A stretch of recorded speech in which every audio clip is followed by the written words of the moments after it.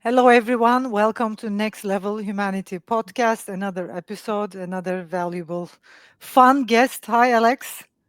Hi, happy to be Welcome. here. Yeah, excited for the Welcome. Happy to have you here. yeah. Yeah. How about we start with your story before Not Yet Ventures? How did you end up with Not Yet Ventures? Yeah, absolutely. It's a winding story that I'll try to be concise with, but the common thread is that Lovely.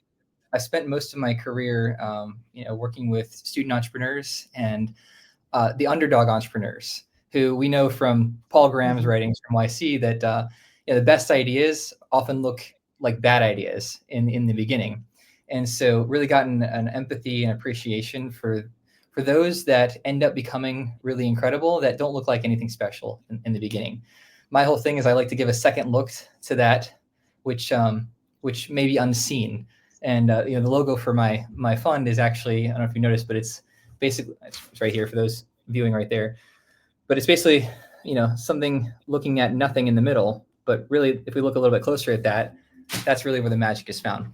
So just a real recap. So I started off. I went to UVA, University of Virginia, twice. Started in engineering. Got became a student entrepreneur myself, working on a medical device. We got grant funding, won some competitions because our idea was saving babies, and started to realize just how closely related engineering is to entrepreneurship. Engineers solve problems, they build solutions for people, and entrepreneurship is just doing that for a customer and creating a sustainable organization. And so I had started helping younger students along the way. I was really good at it. The university hired me. I ended up being there for 4 or 5 years. I dove deep into this problem. How do we support these like really amazing early stage entrepreneurs? Published a research paper about it. Went to Darden, which is UVA's business school, to get my MBA. And there I met Amazon Web Services. They had a very small university startups team, and they were like, "How did you do this at UVA? Can you come do this for us?" So I did that, and I was doing this across 200 universities in the United States. And now I decided to start a fund to be able to capitalize on my ability to find these early stage entrepreneurs. Yeah. So I think it's a great question. How do we support entrepreneurs, especially the first question is how do we, as an investor and as a serial entrepreneur myself, I think the first question is how do we find the potential best entrepreneurs, and how do you know it's your what's your secret? How do you personal track, and how do you choose, and like what's the difference between those entrepreneurs who like you kind of like feel like, or they're gonna make it, and the ones maybe not. Yeah, well, we certainly can't know for sure who's going to make it, because there's all sorts of market conditions that can just wipe a Sure. company out that's Yeah. doing really Yeah. well, who's done everything right. But I mean, I'd like to credit myself only, but really, we're standing on the shoulders of giants here. I think Y Combinator out in Silicon Valley has been the best earliest stage investor for the last 20 years. And when Paul I Graham agree. started Yeah. that, he documented meticulously the advice that he would give entrepreneurs. And honestly, then and even now, it's if you're an average angel investor right now looking at that, you're going to think it's absolutely insane, the way in which they they look at things. And so I think that there are some fundamental principles that we can look for in entrepreneurs and how they approach the entrepreneurial process that end up becoming indicators of success later. And so the three things that I think that Y Combinator is looking for, and what I look for, in evaluating early entrepreneurs is um, that it's not just them. They're probably not by themselves. It's really rare that a Yeah. solo founder can make it all the way because it's very hard. But they've got a team of like maybe two, no more than three, who have not only known each other for a long time, uh, not only worked together for a long time, but they've been through some major obstacles. So, like any good marriage, it's not all rainbows and butterflies. It's the fact that you do have disagreements, and despite those, you know that you're stronger together as a team than you are separate. One of the biggest reasons why startups fail, besides not building something people want, is that the co-founders fight. As soon as things get hard, somebody leaves, and just the business kind of Yeah. blows apart or is significantly hampered. Um, so that's number one. Yeah. So Number it's two is kind of like about getting to know each other, or oh yeah, understanding the importance of the two co-founders or three co-founders really, really deeply knowing each other, which is not only knowing your positive parts, positive sides, but also your negative sides, like how, Mhm. like who he is or who she is when things go wrong. If you Mhm. have faced that, like in marriages or like in every relationship, in friendships as well, if you Mhm. have gone through certain tough times with them, and if you know who they become when things go wrong or things, go, things don't go the way you like, then you get to know them better and better. And then when that happens, you're like, okay, you just, if you can, if you can, it's not love, of course, it might be love, but if you can accept them the Yep. way they are in tough times, good times, and bad times, then I think you can build something amazing, like in every relationship. So that's, I think that's a great approach. The That's first approach. Yeah. What's the second one? Well, that's a major thing, appreciating someone, because usually why someone's so special and talented in a positive way, there's some sort of mirror in there that reflects in a negative side, right? Yeah. Yeah. If you have a foundation of trust where that each party's coming to an argument with like the best of intentions, right? That's a foundation that I think can lead to really good relationships. So that's number one. Number two is that the team can make progress very quickly. They can execute in terms of building products. And they can also execute in terms of getting sales or user traction, because if the idea is fundamentally flawed and they have to stop and pivot, it can do it very fast, very cheap. And the third one is the way they think about problems. They're looking at like an opportunity in a very unique way, a very contrary view, that at the outset, if anyone looking at that way of approaching it, uh, they judge it, they'd be like, that is a very interesting way of going about it, right? Um, I think when you have those three things, the trust between the co-founders, and the relationship, the ability to make progress quickly, and this unique insight on whatever they're going after, that's a recipe that I've seen over time be very, very good in the founders that I work with. Yeah. Yeah, and your approach, I mean, your approach, I think is very interesting, because you're after founders even before it's kind of like at the idea stage, or even before the idea stage. You get to know those founders Yeah. even before the idea stage. I think it's very interesting, because usually VCs, you know, when the moment they start speaking with the founders is after they have built something, usually at seed level. But you're like connecting with these founders in a very special way, very unique way, and then building relationships, getting to know them earlier on. Mhm. What's the process over there? Like, do you start teaching them first, mentoring them first? Like, how do you find those founders? How do you meet them? And that's the process over there? Uh, Yeah, so I, in I the Yeah. exclusively meet my founders when they're current students in universities, and that's just it's a forcing function, because if you are a full-time student in a university and you are highly engaged on an entrepreneurial project, that says something about you. It says a lot less about you if Mm, you've dropped out or you quit your job and you're working full time on your business. It's unnecessary pressure that's there. But if you're full time, in a university, it's great. Universities also provide so much support in terms of funding. So if you really do need some funds to get off the ground, well, it's mhm. pretty easy to find that in a university. There's so many resources available to students, and they're in an environment with a bunch of other intellectually curious, well, ideally intellectually curious and smart people around them who are thirsting for knowledge. Again, going back to Paul Graham, one of the things that he Yeah, says is, energetic and ready to fly, basically.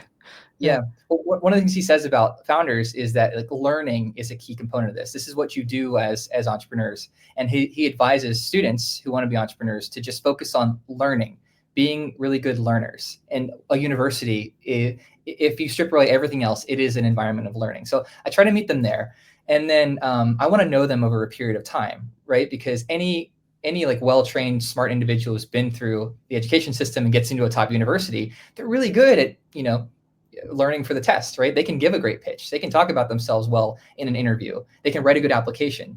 But what are people doing over time? Are they engaging in their entrepreneurial projects, or are they just saying that they're engaged in this great idea, but they're not actually ever doing it? Um, how I Mm, how I engage with them over time is I try to be helpful and valuable in every single meeting. It's not like I get in the meeting and say, tell me what you're working on. And then I pick apart how bad their idea is. It's more of like, I want to get in, get to know them, develop that trust, and then work together on what possible next steps are involved. And the majority of these first steps that they should be doing is go talk to customers and people in the industry if you aren't actually doing that already. And number two is Paul Graham's advice: do things that don't scale. Focus on building for that first customer first, doing whatever you need to, even if it's manual, no software involved. And then once you're providing that value, now start to build out systems that will allow you to be able to serve 10, 20, 50, 100,000 customers. Yeah, right.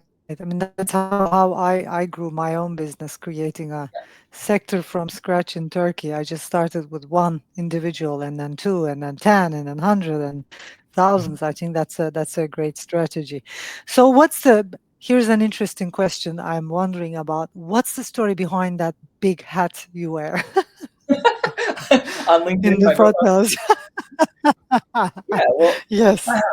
the the Because real that's story. that's kind of like a statement. I mean, my older daughter is in studying fashion in Paris, and fashion styling, and it's kind of like for her it would be a statement piece. It's like it's statement piece. So what's the story behind? Because you are giving a statement, and I love disruptive, any kind of disruptive behavior, and I think that is it.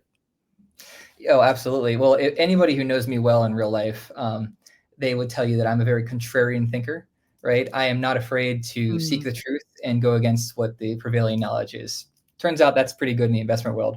Um, the real reason behind the picture is because I didn't have a recent one of me in the last 2 years or so. Like I had lost a lot of weight, right? Since I wasn't like, but like I just looked different than my other picture.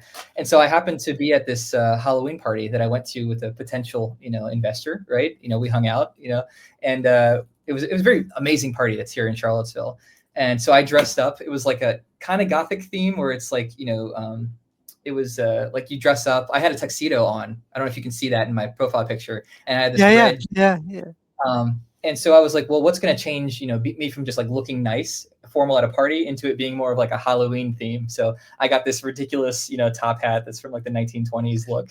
And Such an attention-grabbing photo. I mean, I think we should all think about, putting just shooting photos like that and putting it on our Instagram or LinkedIn profile. yeah, well, I put it up there as a joke for a little bit, and then people started commenting like, "Oh my god, I love that picture! Wow, like I wish I was brave enough to do that." Yeah, So, me too. Me too. so yeah, I encourage you all to Yeah, go out there and don't be afraid to be yourselves.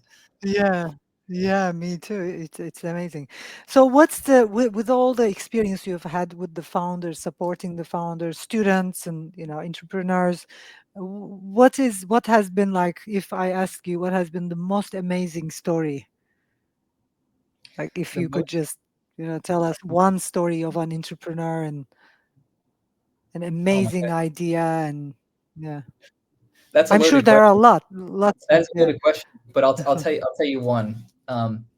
There is there's a company that um, they're called Cargo Labs, and one of the founders, has been working on this for a very long time, very different iterations and stuff. Um, he started off, he was an entrepreneur in college, and he was working on something. The first business didn't work out, and so then his fourth year of college, his roommate happened to be in like the truck driving space, and they had this idea for tracking truckers' location, and paying them for that, so that the freight brokers who hire them know where they are, so that if they happen to be a little late to a shipment, um, like they'll know the trucker's almost on the way and they don't close the delivery port or something like that. Well, that didn't really work out, but it got him a foot into the freight world. And he was so passionate working on that with no real outside help, which means that he obviously was doing very many things wrong, and eventually ran out of money, was living with his parents. And his family were the type that, positively, they were like, hey, you need to go get a job, like stop living in our basement, stop this entrepreneurship stuff. They urged him to kill his entrepreneurial dream. And like, many entrepreneurs, he stuck onto it. And he ended up like calling a ton of people in the freight world. And I think he had said he ended up meeting his co-founder, who's 60 years old, who spent like 30 or 40 years in the trucking insurance industry, through like a chain of 6 people. And I can't imagine all the other people that he was meeting with just to try to find like another thing to work on in this freight space. And this like 60-year-old guy was like, "Hey, I've got something you could do for me," and about streamlining the way in which my trucking insurance agency handles some of these things. And so they started working together, and they had discovered that by streamlining some parts of the back office of the trucking insurance industry, that they could make new insurance products that just weren't possible before. And number one being this Wow. idea of excess cargo, where Mhm.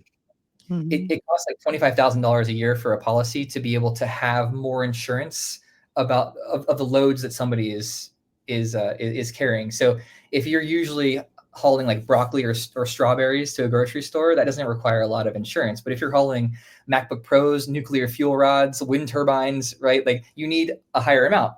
Now the loads that are more risky like that and dangerous, they actually offer more money to the trucker. But if you're a small operation with like less than 10 trucks and you don't really have access to these higher paying loads on a regular basis, it doesn't make any sense to keep an insurance policy for Yeah. $25,000 a year, Yeah. right? And so what they were able to do is offer it on per day basis, which before the software they were making wasn't Interesting. possible because it's just Mm. an administrative burden. But when they started offering that to these insurance agencies, they were like, wait a second, so you mean like they They can kind just, of like found a niche and just, yeah. yeah, wow. And so what they found was that by doing that, you know, on a per user or per trip basis, and offering it on demand on like a web portal. So think of like a Shopify for an e-commerce store. These are capabilities that the trucking insurance industry has not had.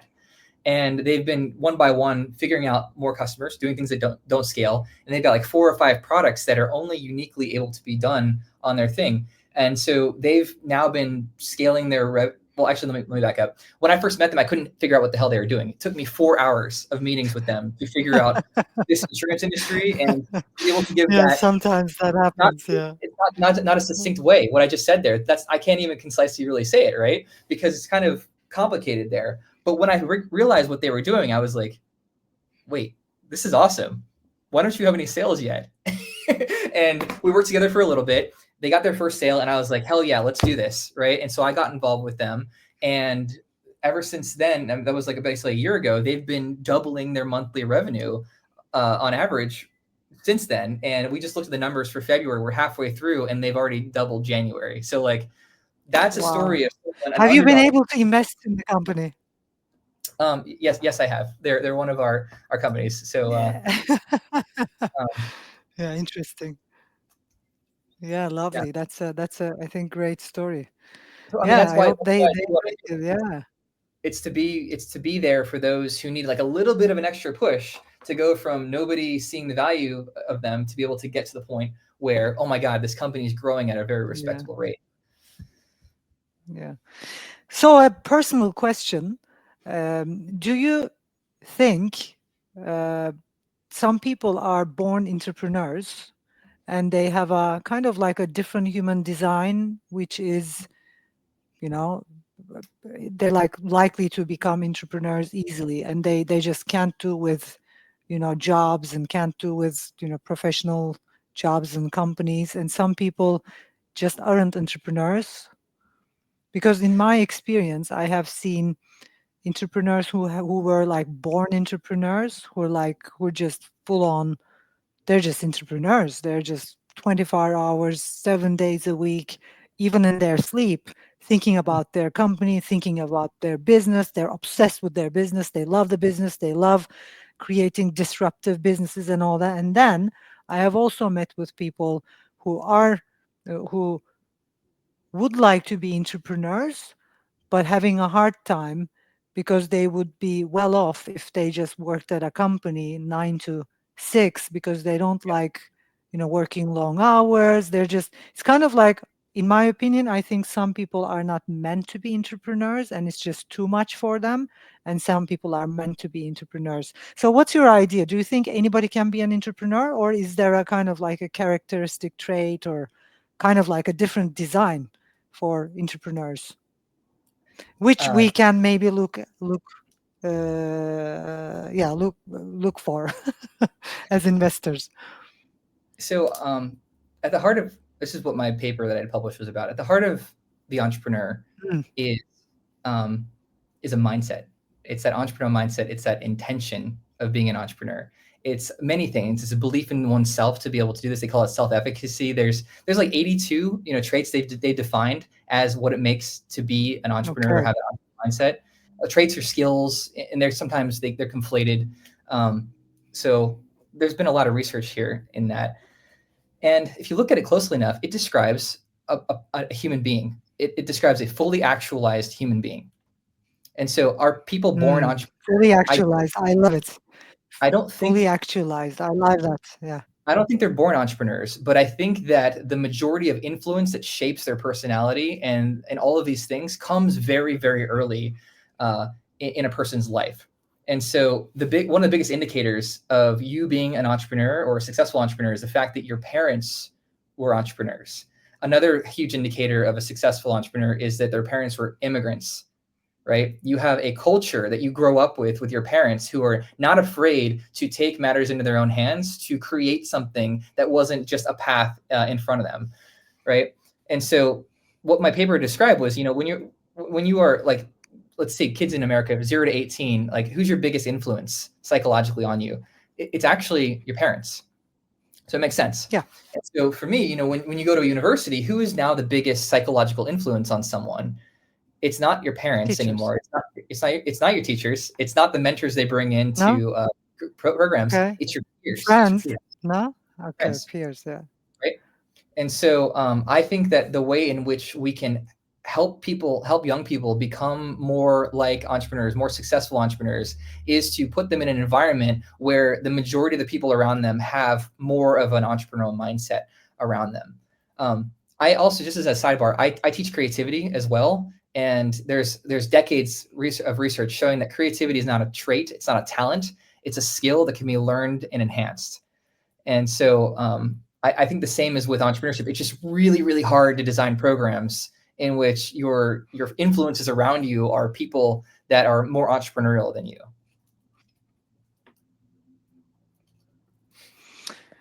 Yeah. Interesting. Very interesting. So, I mean, basically, that's basically why incubators work in the first place, incubators and accelerators, because you're just working as a group, and you work as a group of people, and you support each other, and that's basically why it's important to have different mentors who are entrepreneurs, who can influence you. So you think everyone can be an entrepreneur, and with the right Yeah, I think they can, skill just like I set, or with the right.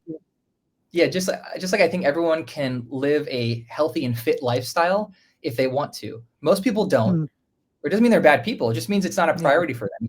It's not their yeah, lifestyle, it's not their sure, mindset. sure, The person who's going to be yeah, the healthiest is not the person who right now is the one who looks the best. It's the person who feels weird if they're not 3 to 5 times a week going to the gym, if they're not constantly making sure they're eating the right kinds of food for their body, getting enough sleep, minimizing the amount of drugs on there, right? It's the person who just does that because that's who they are. And so I think we can get more people yeah, to live those ways, but they have to want it. And if there's any way in which we can yeah. influence it, it's got to be that they are in a community where the majority of the people around them that they respect can are the ones who live that lifestyle. Yeah. So is there any research on reasons on why certain people decide to be entrepreneurs or choose that lifestyle, like why people choose health and wellness? I'm sure there's a whole bunch of things that people have Yeah, done. I also imagine yeah, it's probably hard to have, really sound scientific research with, double blind trials with controls and all that, because each person is an yeah, individual. So how would we ever know? But it happens. We all see it throughout our lives. We know people who have done a complete 180 in their life and changed their lifestyle. Some things that mhm, I would speculate on is, for fit lifestyles and also entrepreneurial lifestyles, there might be a triggering event in someone's life in which they realize maybe they hit rock bottom in some way, and maybe they come up against reality, which totally blows apart the notions of or beliefs that they had before, in which they're like, no, I'm doing this. I'm 100% doing this. I had that happen to me with this fund, right? There was a point at which I was like, no, I'm ready and I'm doing this and I'm going all in on this because there is no other option for me. That happens to people. Yeah. But I'd say the Yeah. majority of people, it's almost like an accident. They fall into entrepreneurship. They're kind of curious. They're learning. They're like, hey, let me build this thing.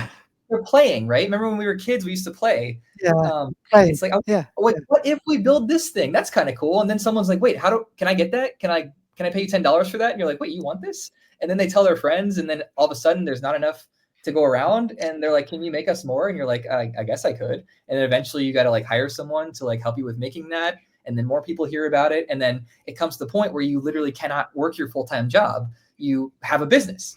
That is a story of a lot of these successful Yeah. entrepreneurs. Yeah. Yeah. Exactly. I agree. Yeah. Yeah. So we have a lot of entrepreneurs listening and watching our videos and podcasts. Also, some investors. And I'm sure you already had this question maybe hundreds of times asked to you. But what's the first three questions an entrepreneur, a founder, a co-founder need to ask to themselves when they arrive at a bottleneck in their company? Like when things are like, it's either not finding the investment or not growing the company fast enough.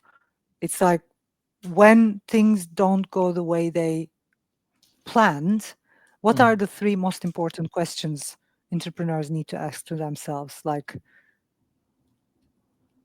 I don't know how to answer that. That's questions they want to ask themselves when they hit a bottleneck. I think there's things that they could consider doing as paths forward. mm. Do you have an example of a question they might ask themselves that might spur Yeah, my I thinking? mean, the first might be, especially if I think if they can't grow the company fast enough, they weren't able to disrupt the industry, and they haven't created enough value for enough people, enough number of people. Like they haven't been able to create a big value for a big number of people. Hmm. That's like the biggest reason why you don't grow. So Yeah, they're either just they either created the solution to a very small problem, the solution to a problem which exists for only a small group of people. Either the problem isn't big enough, or they probably haven't found how to disrupt the industry and to connect with their target audience. Like that could be one yeah, example, especially if they just can't grow the company fast enough, or for example if they couldn't get the investment. They probably either they're not communicating with the investors in a way they would understand their business potential, or they're or they yeah, haven't yeah, like yeah yeah. I would say they're not clear about what they're doing, I would say. Yeah. yeah, I would say there. We need to take a step back, because if you're already in that mode where you've hit a wall, there Yeah, that's great. Take means a that step back. Yeah. you're probably you're probably doing things a little not the ideal way. So if we step back, right, we need to take the pressure off of entrepreneurship, especially if it's not paying you enough to like support yourself. There are so many more problems that are going to happen like later on that's going to be more stressful, and like this doesn't need to be one of them. If you are struggling to pay yourself and you are like going hungry, right, then maybe you need to consider going and supporting yourself first, because I think that the Yeah. best businesses come from a place of creativity, and we can only be our best creative selves when we have our needs met. Sure, pressure builds diamonds, but like no, I don't like that. It doesn't work. It's not No, healthy. when we And feel like safe, yeah, when yeah, we kind of feel safe, when we're calm, when we're yeah. balanced, I fully agree. Everybody thinks that their startup is going to happen like it does in the movies. Everybody thinks that they're going to be the one in a million that's going to happen to have the like crazy break that happens. But the reality is you need to set yourself up so that you have as many shots on goal, as many chances like that at possibly making it big. But if it doesn't happen, you're still trucking along at like a very reasonable pace. It's not sexy, but entrepreneurship isn't sexy. It's really not. And I think that the only people glamorizing this are VCs, right? I'm sorry, this is the industry we're in, but it only helps those people to promote themselves on social media, saying, "Oh, look how amazing this is," because it gets them more people coming to them. But like what real entrepreneurship is it starts from a place of you. Who are you? Why are you doing this? And if you are doing this because it's genuinely interesting to you, you're working with people you love, you're learning, like that's going to set you up for something that's very sustainable. And you know what? You might be making a business that ends up being $1 billion, but it's okay if you don't, right? All you need to make Yeah, a business yeah, is have customers who you're providing value for. If it's one, if it's two, if it's five, if it's 10, it's going to continue growing if you're building something that's there. You don't need to be, I'd say what I wrote down when you were saying that is we need to get rid of this like black and white thinking of like, it's either not happening or it is based on, mm, these things that like, it doesn't need to be down to the wire like that. Um, but other things you can look at, if something's not working, right, you might ask yourself, from what I've learned doing this so far, like how can we turn how can when life gives you lemons, you make lemonade. Of the lemons, these bad things that happen to yeah, us, where's the opportunity? What's right about the situation? Right? If you're hmm, selling, I don't know, we talk about this like let's say you were selling like orange balls, right? And you come across many people, nobody wants to buy your orange balls. Let's say that that's what you're working on. And one person you're talking to is like, hey, I need green balls. Do you have green balls? And you're like, nope, I have orange balls, right? And if you go across and many people don't want orange balls, maybe you go back to the person who's like, hey, I want green balls, and say, hey, you want green balls? They're like, yeah, I want green balls. And it's like, okay, well, I could paint my balls green. Would that be good? And maybe it's cheap enough to make it happen. And you start a business making green yeah, balls. And you decide, oh my God, there's more people that need green balls. And you start making a green balls business. But if you are totally focused on selling orange balls and orange balls only, you're going to miss out on the yeah. opportunities that already come your way. Yeah, and with what you said, I think it's also important to pay attention to. I mean, in generally in life and as an entrepreneur as well, to life's wisdom, because life has its own wisdom, and Yeah, asking ourselves, what is life trying to show me? Because life has its own wisdom, and it's just showing you the way. Maybe that's not the path you should be in, and I yes, think we're on the same page on that, because as a human behavior expert, I have done research on human behavior for many years, and I focus on human behavior. And what's interesting is that at the end of the day, we humans are meaning searching bioorganisms. I mean, we're just searching meaning in our lives, and it's like every behavior, every decision we make is towards our meaning. mm, And it's like the moment we find the meaning of our lives, that's where we start inspire we become inspired, we're full of energy, and life somehow has such a interesting wisdom that life is trying to get us back to our mean. So anything that's going wrong is actually just trying to get us back to our mean. Even if your project fails, it's kind of like life is saying, that's not it, this is not your path, you're just on the wrong path, that's you right. know That's right. No, that's exactly because right. because life wants us to just become fulfilled at the end of the day. It's like, happy and fulfilled. And if you're just torturing yourself into doing something which is not meant to be, of course it's not gonna work. That's right. It There's a it sounds a little esoteric, but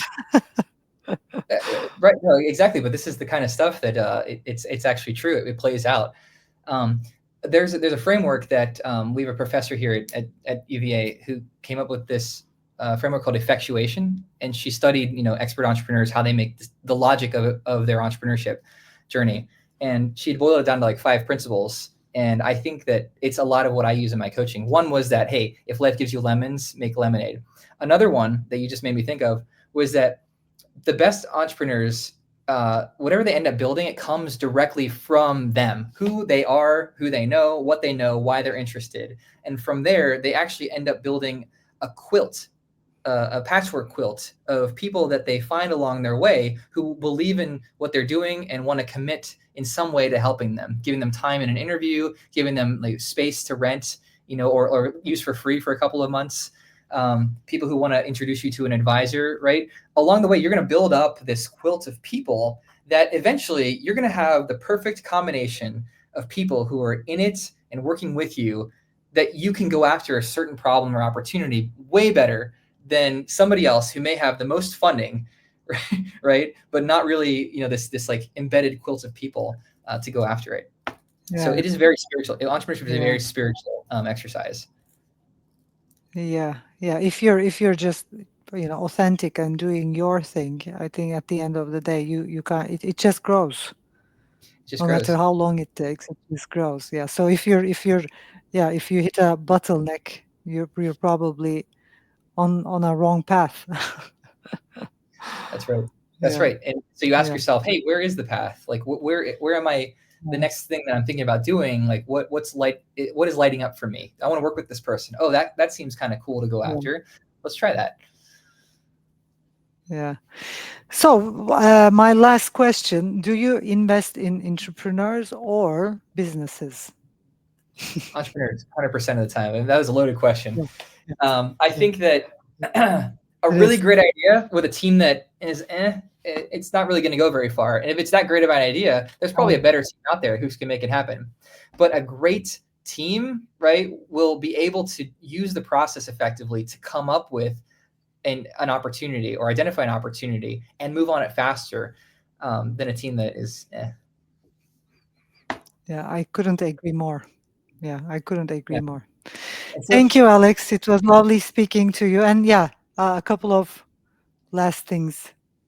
oh, I was just going to say, and so like where I am in this stage of investing is like it's in this wild west like frontier of early stage where the principles that work at the later stages, which are still early, right? They don't really apply, right? You can't evaluate a business and like the current competitive market and the market size and all that, right? With 50 pages of due diligence, right? That doesn't work for Yeah, these at that early level. stage Yeah, yeah, things, right? yeah, And a yeah, lot of people who want to go into more of the angel investing route or who want to support early entrepreneurs or and they all they mean well. They end up taking these frameworks and shoehorning them in or transplanting them down to this early stage. And so, I think it's better if we follow in the steps of Y Combinator because even though they're for highly scalable businesses, the advice that they give for like starting good businesses applies to someone who's writing a book, right? Someone who's starting a Main Street business. It all applies. If you're trying to do entrepreneurship, the same rules apply. So yeah, just take the pressure off, right? yeah, We don't need to have the world on yeah, our shoulders trying yeah, to save and disrupt the worlds. What do they say that the people who um, well, I guess no. This is actually the opposite of that famous quote. There's a quote that says, "Those who are crazy enough to change the world actually do," yeah. or those who Actually, really. yeah, What I think I've found is that those who don't try to change the world, but instead follow and do something meaningful every day, even if it's at a small scale, those are the people who actually end up making a huge impact if they really take it to yeah, the extreme. yeah, yeah. Discipline and just doing the same thing you're committed to over and over again. Yeah, thank you, Alex. And yeah, thanks a lot. Thanks to everyone who's listening and watching us. So, one last note to our entrepreneurs, founders, or investors. Anything you want to add? I'd say be authentic and build great relationships with the people around you, and I guess do every day go after the things you're curious about and build those things and work with people that you enjoy working with. If you do those two things every single day, you'll never be taking the wrong path. Yeah, yeah. All right, well, Thank thank you you. for I think so. This is the message for this evening. I mean, it's having. my evening, your daytime, but Yeah, yeah, yeah, lovely. It's lovely speaking to you again. Take absolutely. care. Yeah, take care. Thank Bye. you. Bye. Bye. Bye, everyone.